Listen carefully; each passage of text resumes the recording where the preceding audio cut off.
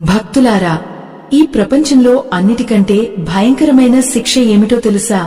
మన చుట్టూ వందల మంది మనుషులు ఉన్నా, మన ఇంట్లో మన రక్త సంబంధికులు మన కళ్ల ముందే తిరుగుతున్నా, మన మనసులోని మాటను చెప్పుకోవడానికి ఒక్కరంటే ఒక్కరు కూడా లేరని అనిపించడం.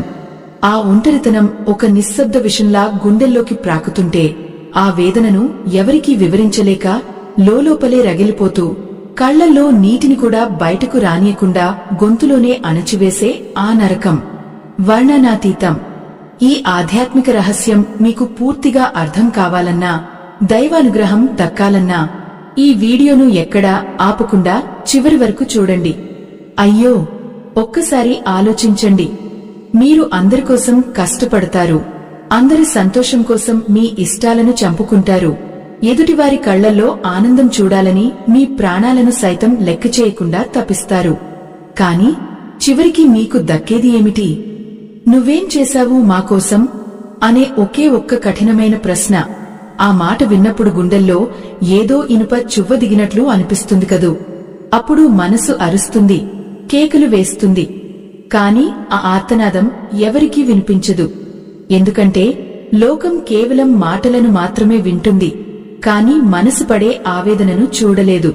నిశ్శబ్దమైన ఆ చీకటి గదిలో అర్ధరాత్రి వేళ అందరూ నిద్రపోతున్నప్పుడు మీరు మాత్రం పైకప్పు వైపు చూస్తూ, కారుతున్న కన్నీటి చుక్కలను తలగడలో దాచుకుంటూ, నేను ఎందుకు ఇలా బ్రతుకుతున్నాను? నా బాధను అర్థం చేసుకునేవారు ఈ భూమి మీద ఒక్కరు కూడా లేరా అని మిమ్మల్ని మీరు ప్రశ్నించుకున్న సందర్భాలు ఎన్ని లేవు. ఎంతటి వేదన అది! మన మాటను ఎదుటివారు అపార్థం చేసుకున్నప్పుడు వచ్చే ఆ కోపం కంటే అస్సలు అర్థం చేసుకున్నప్పుడు కలిగే ఆ నిస్సహాయత చాలా ప్రమాదకరమైనది. అది మనల్ని మనమే అసహించుకునేలా చేస్తుంది. అద్దం ముందు నిలబడి మీ ముఖాన్ని మీరు చూసుకున్నప్పుడు ఆ కళ్లలో ఒకప్పటి వెలుగు కనిపించదు. కేవలం అలసట, నీరసం, వెలితి, గూడు కట్టుకున్న శూన్యం మాత్రమే కనిపిస్తాయి. మనం ఎవరినైతే మన ప్రాణం అనుకుంటామో, ఎవరికోసమైతే ఈ జీవితాన్ని ధారిపోస్తామో, వారే మనల్ని ఒక భారంగానో లేక ఒక పనిముట్టుగానో చూస్తున్నప్పుడు ఆత్మగౌరవం ముక్కలైపోతుంది.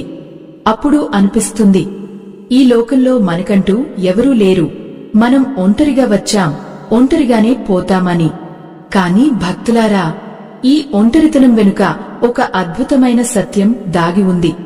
ఆ సత్యాన్ని మనం గ్రహించినంతవరకు ఈ బాధ మనల్ని వెంటాడుతూనే ఉంటుంది. శ్రీకృష్ణ పరమాత్మ కురుక్షేత్ర